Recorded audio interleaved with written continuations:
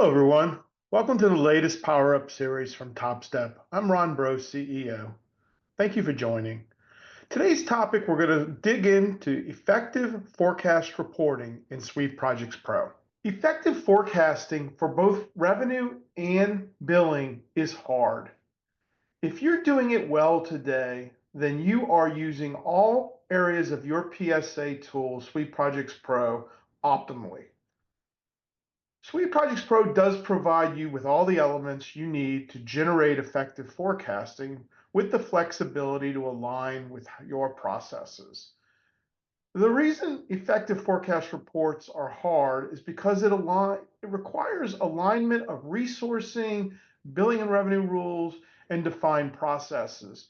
All of those have to sing together to be able to provide you an accurate forecast. So let's take a look at all the key components inside of SuiteProjects Pro. The first piece of the puzzle for accurate forecasting is the setup. So in order to access the setup, go to Administration, Project Settings, and then go to Charge Projections.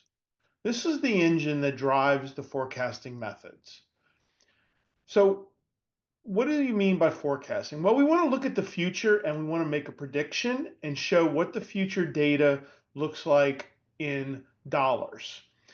So you have to determine what is your best view of the future. So the two options we typically see customers using is booked hours in the resource module or assigned hours within project plans.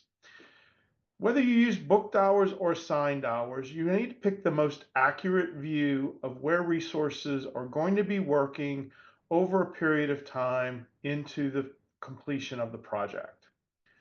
Then you have to decide if I'm in the current month and there's actual hours, whether they are just worked or approved, do I want to include actuals plus the future bookings or assignments?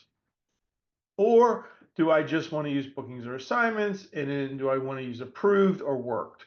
The most common setup here that we see working with customers is worked and booked. Worked and booked allows you to use worked hours when they are available. And if the worked hours are missing, then you pull in booked hours for all of the gaps that might be needed to fill out the future. This is pretty much what we would call best practice.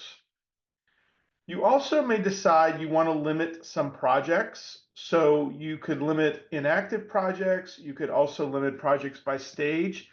This will help minimize the charge projection table that gets created and help you run reports a little quicker.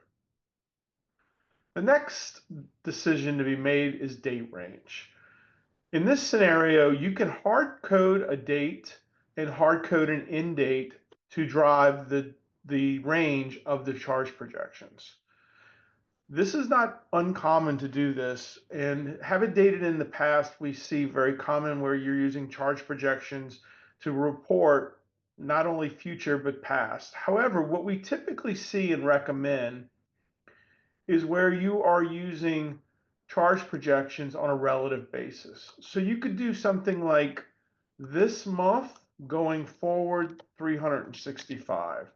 So what this would mean is your projection table would constantly update as months go over to the next for this month and then plus a year in 365 days. This would mean anything in the past, we would bring in actuals. Anything in the future, we would use the charge projections to be able to create a cohesive expectation of the estimate at complete of our project. If you're using revenue recognition rules in addition to billing rules, you'll want to check this box. This will allow you to select the value in the reporting to generate revenue transactions versus charge projections. And lastly, we want to, you typically see this running nightly. It is not a dynamic table that gets updated real time. It has to be run in batch, and typically we recommend a nightly run that's going to look at any changes in the future and then adjust the projections based on those changes. So these are the key elements of the setup. Once you have the setup, the next thing you'll need to do is you'll need to understand, making sure that whether you use bookings or assignment, that there is a regular audit of the accuracy of our future view of the hours that people are expected to work over the course of projects. So whether that be bookings or assignments, it's important that there is a regular review and audit to challenge to make sure those are as accurate as possible. And of course, you also need billing rules and recognition rules that will drive the forecasting. From a billing rule perspective, if you're doing a time billing rule, it's pretty obvious. You're going to look at the time rule, you're going to look at the future hours, it's going to calculate what the expected charges will look like and give you a forecast. If you're doing fixed fee or milestone, those rules don't actually look at the hours. They will look at the dates of the milestone or the date within the rule to project when the billing will occur in the future. For revenue recognition, if you're using an as-billed rule, it's going to just mimic whatever the billing projection table does. But if you're using a percent complete, it is going to look at the hours in the future, calculate what the percent complete will be, assuming those hours are accurate, and then generate a revenue projection based on that. So again, it's a combination of the functionality and the setup, the go forward hours within the projects, as well as the revenue recognition and billing rules. One other tip, if I'm a project manager and I'm moving hours around month over month, week over week, and I want to see the impact of those hours from a projection perspective, and I don't want to wait till tomorrow, if I have the right permissions, you can do an immediate uh, refresh of the projections.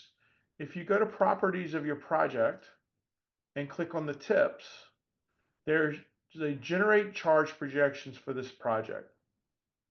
This will immediately refresh the projections based on the revisions in the future hours or billing or rev rules. And then if you run a report, you'll see the immediate impact of the changes that you made. Speaking of reports, when you're looking at putting together a report, the values we typically see used are projected revenue rules or projected billing rules. These will be the native reporting values that you'll get from the charge projections. We also see a lot of customers doing custom calculations. And when I mentioned earlier, you could do actuals through last month, projections from this month forward. You could create those as a single value as a custom calculation, and then be able to display that here. So you're getting actuals plus projections. You could do an ITD report that gives you estimate at complete, compare that to budget, and get all sorts of rich reporting values. So lots of functionality, lots of flexibility here, and lots of reportability in those values. Thank you again for joining this Power Up series. Again, I'm Ron.